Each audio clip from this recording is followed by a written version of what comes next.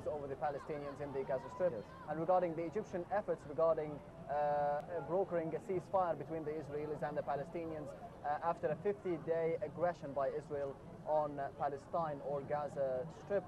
How do the European countries and the international organizations see the efforts of Egypt regarding the Palestinian-Israeli conflict? I think there was, we have witnessed, I think, unanimity all over the world, truly, in showing appreciation for what Egypt has been doing, the role of Egypt in this regard, and it was a role that nobody else could undertake.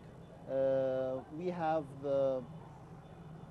gained the confidence of all parties, and when they looked around, never mind the efforts of some to intercede in these efforts, at the end of the day, the Egyptian efforts were the ones that produced Yes, Mr. Ambassador, results. regarding the failure of other countries, other Arab countries, other countries in the region to be brokering a ceasefire between Israel and Palestine or the Gaza Strip or the Hamas movement in Gaza. So why did other countries fail in what we have succeeded in? Because they're not real stakeholders. Egypt has been with this struggle, with this effort for the past 60 years. We have been dedicated to it. We have paid in blood and money, and the Egyptian people are totally committed to that cause, and we are a disinterested party in the sense that we have no interest to gain for ourselves. It's really to end this last occupation that exists in the 21st century. This is very important.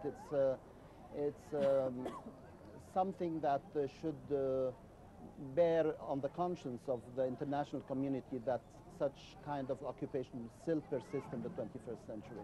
And Mr. Ambassador, going back to the visit that you just came back yesterday evening, Foreign Minister Shokri voiced Egypt's appreciation to the supportive stances adopted by Greece and Cyprus towards Egypt since the June 30th revolution.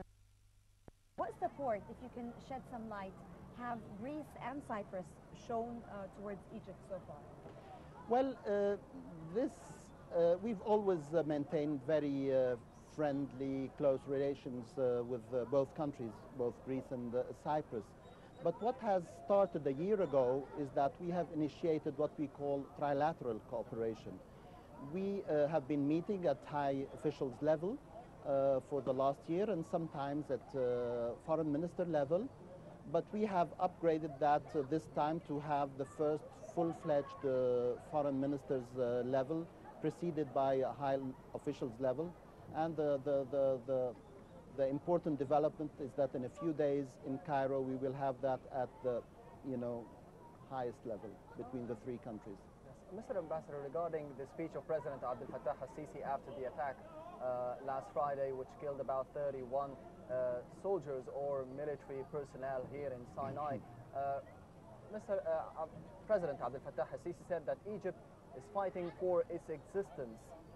So is the West actually understanding this, or is it just fighting against terrorism like they do in Iraq, in Syria, in Libya, in Kobani for now, in Syria? So what are the aspects of cooperation between Egypt and the West and other countries regarding the fight against terrorism and the war for existence here?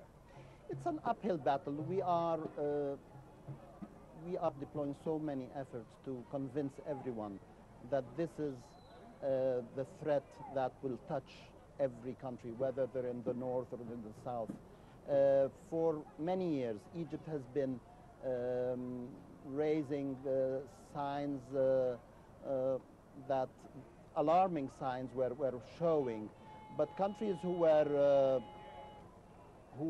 away from this, were not at the forefront in bearing the brunt of the effects of terrorism, were complacent in facing it. I think now we have a better chance to convince others that this is the existential fight. Whether you are a country in the south or a country in the north, this will touch you, and you see the foreign fighters, yes, fighters coming, they are in the thousands coming from Europe, traveling to Syria and so on. Yes, regarding the support as well, the financial support that the terrorists have been receiving here in Egypt, President Abdel Fattah al-Sisi spoke about this again in his speech on Saturday. So how could we analyze this statement, if we can say? Of course, you can follow you know, it's always in crimes, you have to follow the trail of money. And terrorism is the worst of human crimes ever. Of course, there are countries that I will not name on this program that are unfortunately financing this type of terrorism. It is a scourge. Yes. It is the scourge of the 21st century. Yes. And Mr. Ambassador, going back again to the visit that just took place a few days ago, the foreign minister, what do you think the prospects of cooperation between the three Mediterranean countries would be? And you're saying there's an upcoming meeting soon. Just yesterday we signed the trilateral agreement on tourism between the three countries with specific projects and so on. And we are discussing, the competent authorities on both sides are discussing a multitude of areas of cooperation, maritime and otherwise, and on the economic field and the cultural field. I think we are achieving things that are going to show in the next few months, and it's a very the prospects for this kind of cooperation are very promising. Yes. Mr. Ambassador, regarding the countries that are financing terrorism, which we will be not naming here in the program, as you have said, so what about the measures that should be taken against such countries now? Are there any measures that can be or could be taken against these I think countries? the international community, no one country can face this alone. I think the international community has to come to grips with that. They have to be of one mind to face this. So we are building coalitions to stand against this phenomenon, and I think we're showing some results in this regard. Yes. And Mr. Ambassador, as well, I don't know, how do you think our war against terrorism is seen by the West, and how can we always save the image of Egypt or explain what is happening to the West? Well, I think we've been achieving a lot of progress.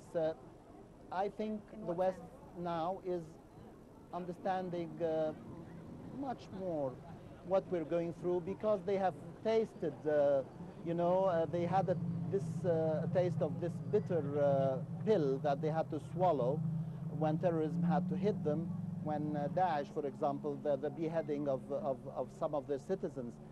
I wish it didn't have to come to that, for them to realize how grave this phenomenon is.